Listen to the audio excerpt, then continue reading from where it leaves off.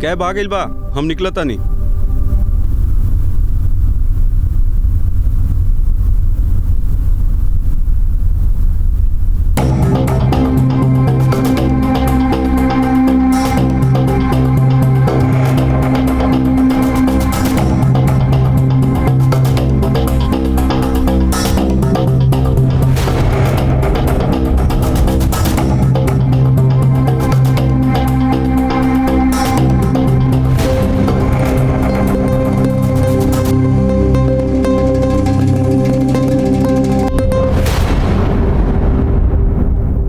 सर, हमार नाम रितेश शर्मा बा।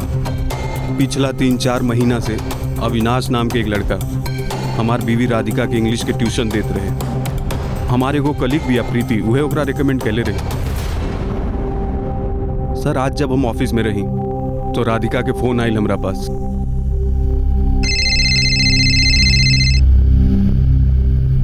हाँ जी। रितेश, रितेश जल्दी से घर आ जा। राधिका, का भाई? प्लीज तो जल्दी से घर आ जा अविनाशिया। हम आवता नहीं, अभी आवता नहीं। हम निकला तानी बस यहाँ से, आवता नहीं। राधिका, का भाई? रितेश, राधिका, हम आ गिल बानी ना, बस बस। हाँ राधिका, चुप हो जा। हम आ गिल बानी ना, बस चुप। का भाई? का भइल बा? अविनाश हमरा साथ जबरदस्ती कैलस।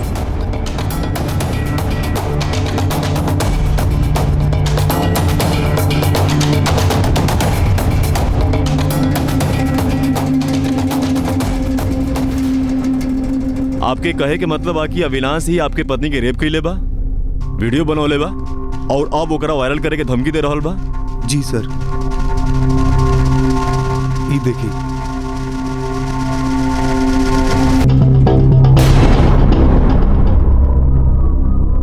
आपके पत्नी ये वक्त कहाँ बड़ी? आप कहाँ उनका से बात कर सकी ना? सर, वही समय बहुत घबरायल बिया, यही से यहाँ पे ओकरा लावल ठीक ना लगल।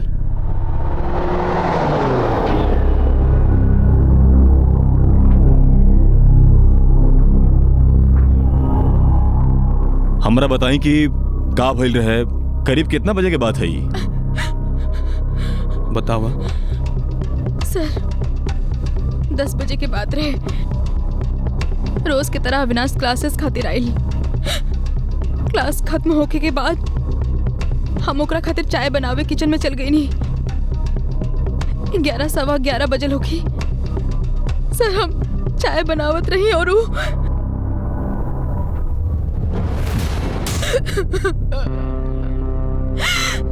आप खुद के बचावे खातिर कुछ ना कहीं? मतलब आप चिल्लैले हो खब, चाहे शोर मचैले हो खब, केहू के मदद खातिर बोलैले हो खब? याद करी, अपना आप के बचावे खातिर सेल्फ डिफेंस में आप अविनाश के कोनो चोट पहुंचैले हो खब, कोनो चीज ओकरा तरफ फेंकले हो खब जौन ओकरा लागल होके?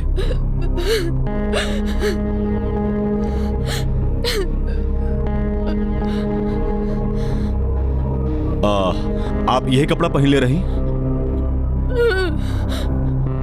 इनकर कपड़ा फॉरेंसिक जांच खातिर ले जाके होगी। जी। राधिका जी, मेडिकल और बाकी फॉर्मेलिटीज खातिर आपके हमनी के साथ चले के होगी। का आप ये वक्त ई पोजीशन में बानी? मीना जी, इनका मेडिकल एग्जामिनेशन और बयान दर्ज कर खातिर साथ में ले जाइए। जी सर। रितेश जी, इनका एक जोड़ी कपड़ा साथ में ले ली। फॉरेंसिक जांच के वक्त एक कपड़ा की जरूरत पड़ी। ठीक बा, अविनाश के घर जा, उठा के लावा ओकरा। साहब, हम सच कहता नहीं सर, हमरे बात के विश्वास करी सर। सर बेटा, लंबा जाए वाला बड़ा तू। सर्कमस्टेंशियल एविडेंस बा तुम्हारा खिलाफ। केस रजिस्टर होके से कोई ना रोक सकेला। रेप, जबरन एमएमएस बनावत, सर्कुलेट करत। देख, सच सच बोल। सर, हम बार बार आपसे एक ही बात कहता नहीं। हम सर हम कुछ ना कहले बानी। वो राधिका हमके फसावती है सर। झूठ बोल बे। टीचर होके ऐसा गंदा काम करे ले। राधिका हमके फसावती है सर। सर, हम कोनो रेप के एमएमएस ना बनेले बानी। प्लीज सर, हमारे बात के विश्वास करी। झूठ। फोन दिखाओ अपन। सर, फोन तो नहीं खे सर दरअसल ना फोन सर हमारा फोन खराब हो गया रहे तब रिपेयर खाते देले बानी। झूठ बोल बे। फोन बनाने खातिर कहाँ देले बड़े? सर एमजी नगर के सर्विस सेंटर में देले रही।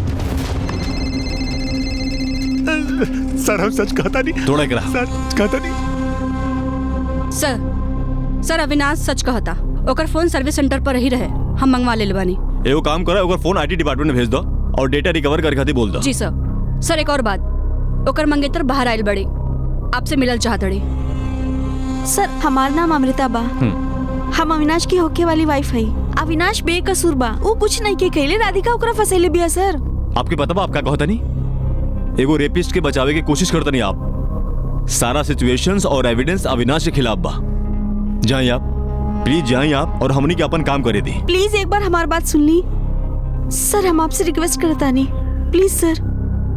सर कल करीब दोपहर 1-1:30 बजे अविनाश हमसे मिले आयल रहन। तोरा हमार बात का यकीन नहीं के होत, दा अपन फोन दा ना।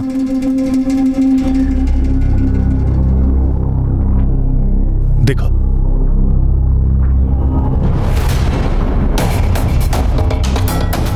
अविनाश हमने पुलिस के अप्रोच कर सके नहीं, हमने उनका सब कुछ बता सके नहीं जाके। मतलब हम आपके ही कहानी पे यकीन कर ली। देखिए मैम, कानून ऐसे काम ना करेला।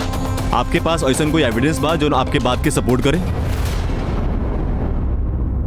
सर अविनाश खुद हमरा के राधिका के चैट्स और मैसेज पढ़ेले रहन। राधिका चाहत रहे कि अविनाश हमरा के छोड़ दे, पर अविनाश राधिका की बात ना मनलन। सर आप अविनाश के फोन चेक कर सके नहीं, आपके सारा एविडेंस मिल जाये में। सर प्लीज सर ट्रस्ट मी। ठीक बा, आप जाइए, हम देखा नहीं। जी सर।